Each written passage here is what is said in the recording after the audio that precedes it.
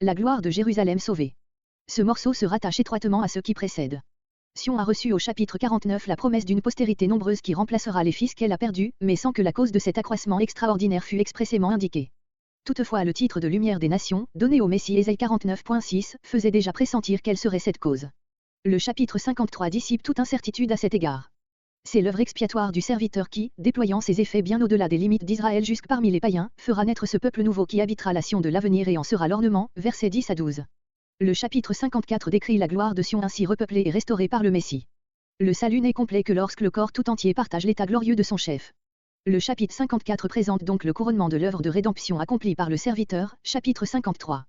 Après ce tableau, le prophète passe, dès le chapitre 55, aux applications pratiques qui découlent de ce qui précède. Il adresse à Israël un pressant appel à accepter ce salut tout gratuit, il invite spécialement les païens à y participer, Ésaïe 56.18, il confirme enfin solennellement de la part de Dieu les grâces promises et menace des châtiments divins ceux qui les méprisent, Ésaïe 56.9 à 57.1-21.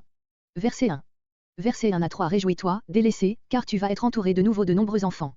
Nous retrouvons ici la même image que Ésaïe 49.14, Ésaïe 49.20-21 et Ésaïe 50.1. La délaissée, c'est Sion rejetée de Dieu et privée d'habitants par l'exil. Celle qui était mariée, c'est Sion dans son état précédent, alors qu'elle jouissait des bienfaits de l'alliance divine. L'Ancien Testament représente très souvent cette alliance comme un mariage, voyez par exemple Jérémie 31.32, Osée 2.17-20. Dieu a momentanément répudié son épouse à cause de ses infidélités. Israël a été dispersé, la théocratie juive a disparu, mais elle va renaître sous une forme nouvelle, plus glorieuse que l'ancienne. Du noyau fidèle de l'ancien peuple doit sortir une Sion nouvelle, l'Église, dont les fils seront autrement nombreux que ne furent jamais ceux de la Jérusalem d'avant l'exil et dont la gloire laissera bien loin derrière elle les plus beaux jours de l'histoire passée d'Israël. Comparé pour l'image 1 Samuel 2.5 et pour l'idée Galates 4.26-27. Verset 2. L'image d'une tente, pour désigner Jérusalem, se retrouve Ésaïe 33.20. Sion est invité à élargir sa demeure pour y recevoir tous les peuples, l'Israël qui a cru au Messie reçoit dans son sein les nombreux croyants d'entre les païens. Ensemble ils forment la race d'Israël qui hérite la terre.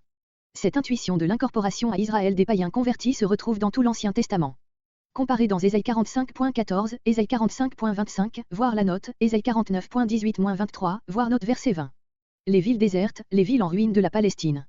Car le nouvel Israël est représenté comme réuni encore de nations et habitant la terre sainte, comparé Ésaïe 11.9 et suivant, Ésaïe 49.8, Ésaïe 61.4-5, Ésaïe 65.9-10. Verset 4. Verset 4 à 10. Ne doute point, car le temps de la colère est passé et ton Dieu fait avec toi une alliance éternelle. La jeunesse de Sion désigne l'époque où Dieu l'a choisie et tirée d'une condition misérable pour faire d'elle son épouse, voir Jérémie 2.2, Ézéchiel 16.60 et suivant. La honte de sa jeunesse est donc la servitude d'Égypte. L'opprobre du veuvage, l'exil, voyez Ésaïe 49.21, Ésaïe 50.1. Verset 5.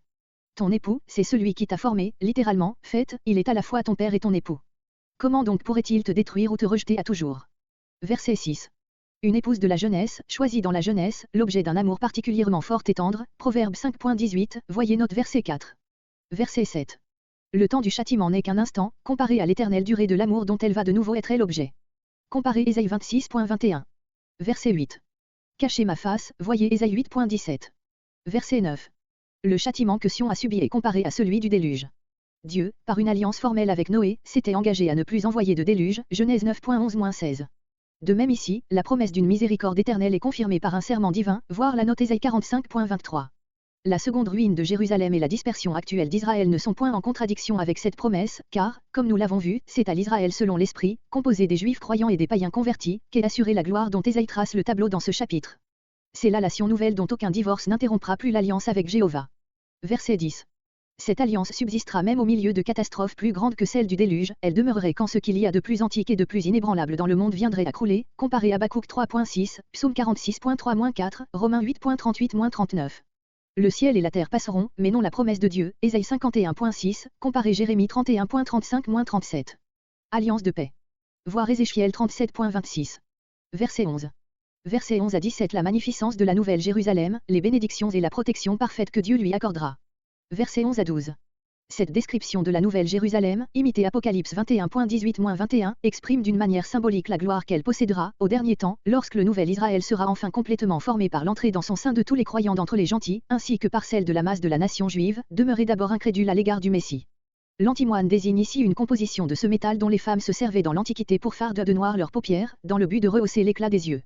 Cette substance précieuse sera employée au lieu de mortier dans les murs de Sion et fera briller dans tout leur lustre les pierres de prix dont ils se composeront. Verset 12. Escarboucle, pierre d'une couleur éclatante comme le rubis. Verset 13.